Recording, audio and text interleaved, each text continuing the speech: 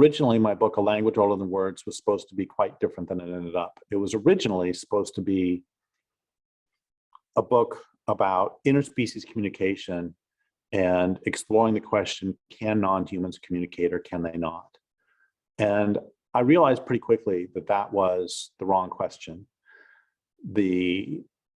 Because it still uses humans as the measure by which everyone else is judged. And I realized that the real question is, can we listen to them or can we not? Do we listen to them or do we not? Because non-humans are speaking all the time, and the world is speaking all the time. And the problem is that we don't listen. And this is not just a problem in interspecies relations. This is a problem in intra-human relations too, where, you know, no father could beat children if that father was listening to either the children or even his own animal connection to them. And in order to perpetrate the atrocities, he must not merely not listen to them, but not listen to himself too. And this is true. One of the reasons that the Germans developed started killing the prisoners by gas, killing the people they wanted to kill by gas, is because it was so expensive on the psyches of the soldiers who were shooting them face to face. The rates of alcoholism in those groups were absolutely through the roof. And the rates of mental illness in those groups were through the roof, and depression, because they were having to work very hard to silence their inner voice that says this is wrong. And there's a really good book called, I think it's called On Killing, and I can't remember the author's name right now. Grossman, Dave Grossman, I think. He's a military ethicist, and he said that in World War II, the majority of soldiers who shot would intentionally miss. They would like intentionally shoot high, because it takes a lot of training to be able to kill another human being. And you know, so much in this culture teaches us not to listen to,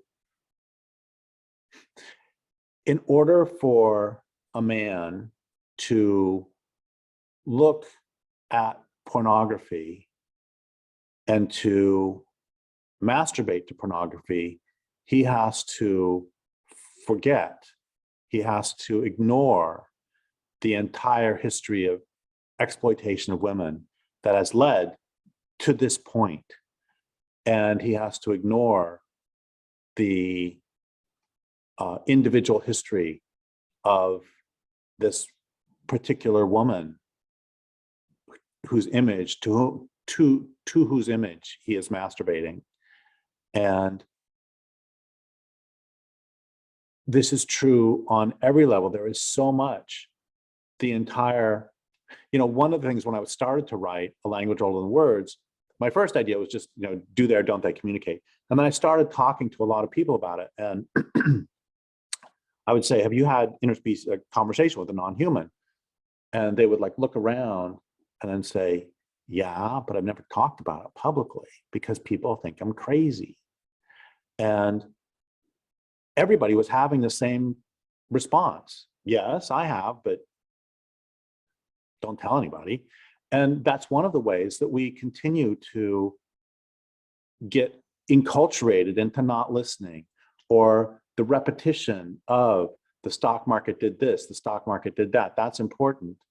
The repetition of all, I am just, right before we turned on this video, I was just writing about John Livingston, talking about how we are living in a form of sensory deprivation because all of our perceptions are either created by or mediated by humans. And we almost never actually have perceptions that are of wild nature. Most of us essentially never. And how living in an echo chamber, only hearing ourselves, causes us to hallucinate. And most of our ideology is hallucination. And this is true on every level, that how loud does nature have to scream before we hear that we are killing the planet? And I think the smartest line, or one of the smartest lines that I wrote in A Language Older Than Words, was, before you can exploit someone, you must silence them. I like the line, but it's not quite accurate. What's more accurate is, before you can exploit someone, you have to deafen yourself to their suffering.